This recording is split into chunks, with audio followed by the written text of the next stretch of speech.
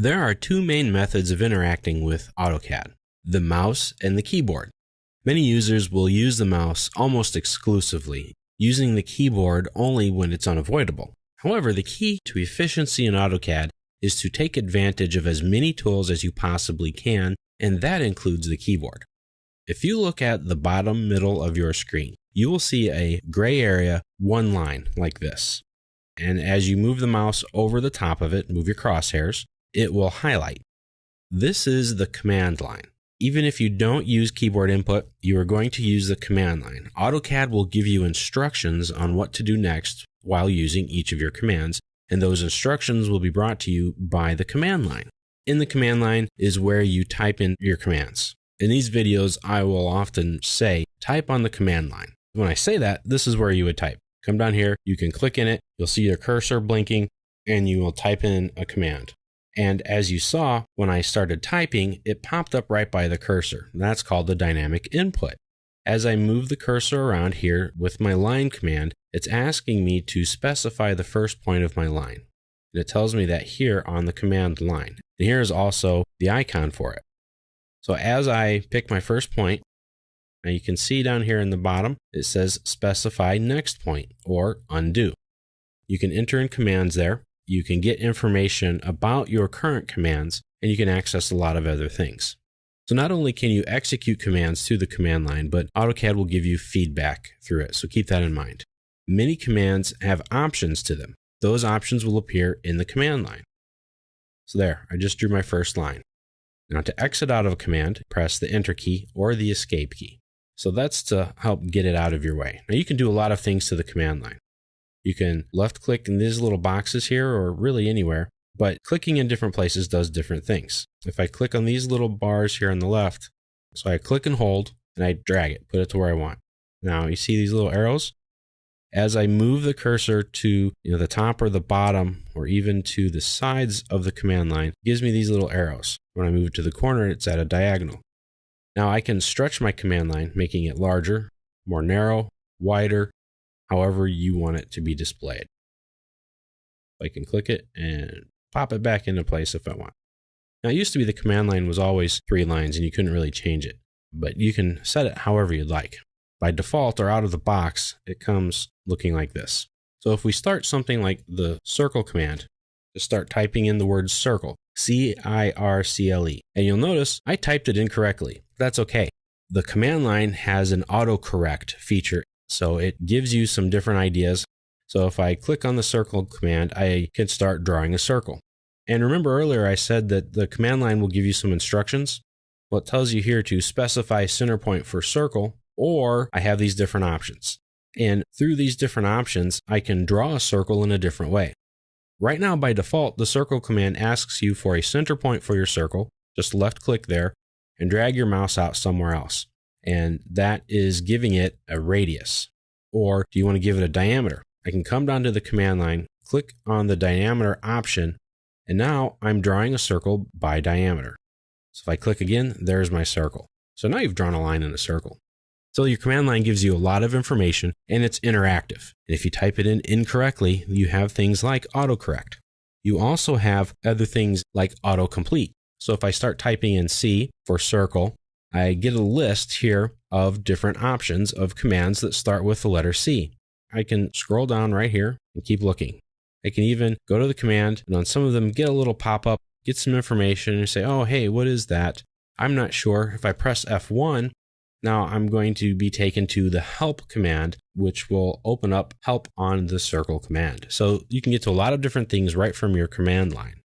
As I start typing it in even more, it autocorrects. It fills everything back in and it tells me what I want to do.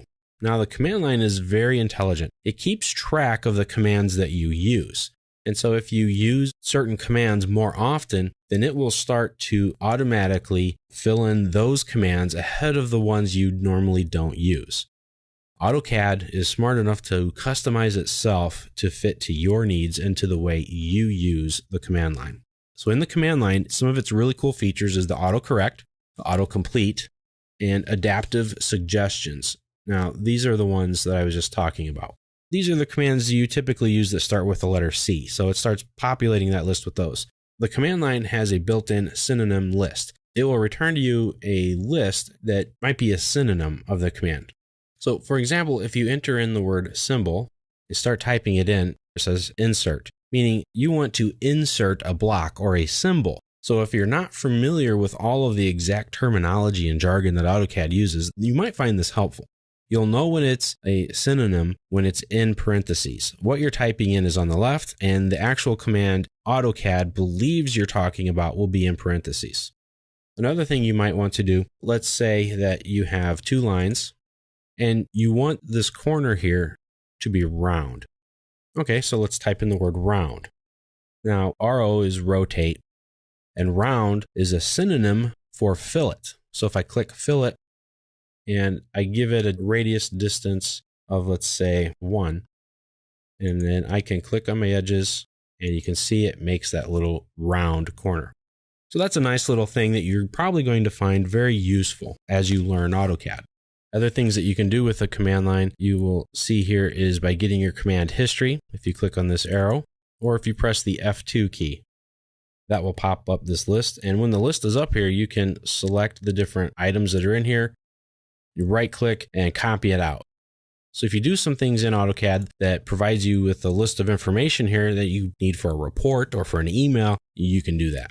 For example, if I use the list command to give me information on this line, and I press enter, that will pop up my command history here and give me information on this line. See, it tells me it's a line, what layer it's on, gives me length and angle information. So if I need that information about an object, I can come in here, select it, right click and hit copy. I can go and paste it somewhere to use later on. And that's really cool.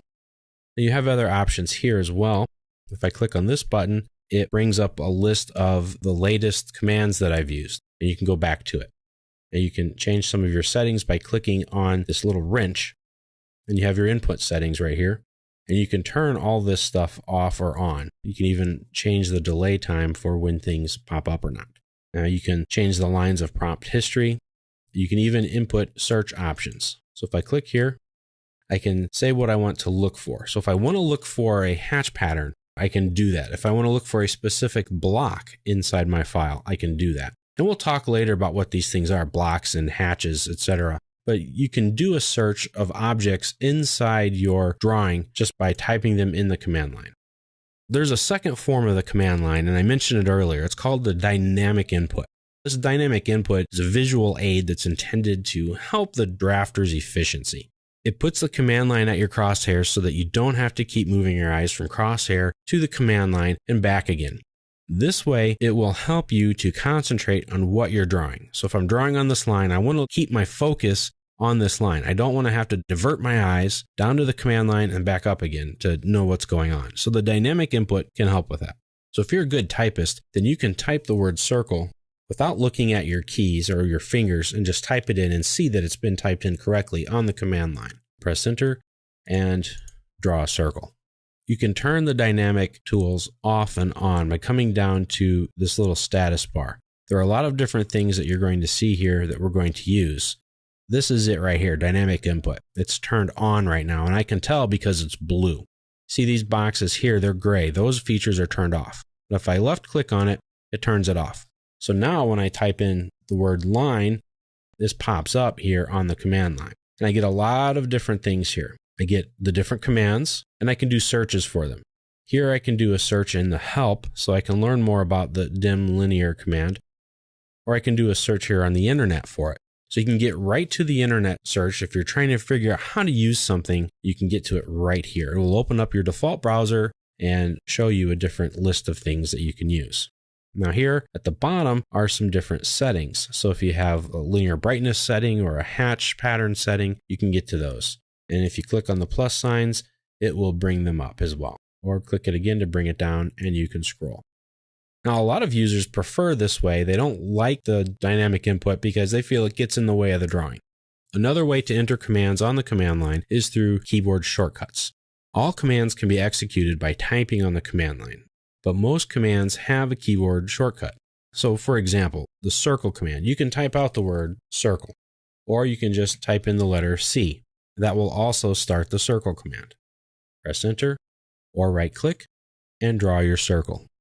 That saves you a lot of time. It also saves you from coming up to the ribbon, finding the circle command, clicking on it, and starting it. It's nice if I'm in, let's say, the Annotate tab, and I'm dimensioning my drawing. And I say, oh, wait a minute, I needed to draw a circle here. Well, I could stop what I'm doing, go back to the Home tab, go to the circle, and then go back to the Annotate tab, or I can just stay where I'm at, hit the letter C, press Enter, and draw my other circle.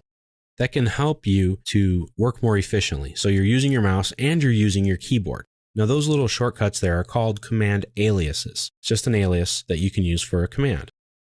Now, last tip, if you press the up and down arrow keys, this will toggle you through commands that you've entered. The up command goes up the list, the down command goes down the list. So if you want to find very quickly a couple of commands or just go back from one of the last couple of commands you've done, you can do that very quickly and get to what you want. And again, if it's the wrong one, press the escape key and you're out of there.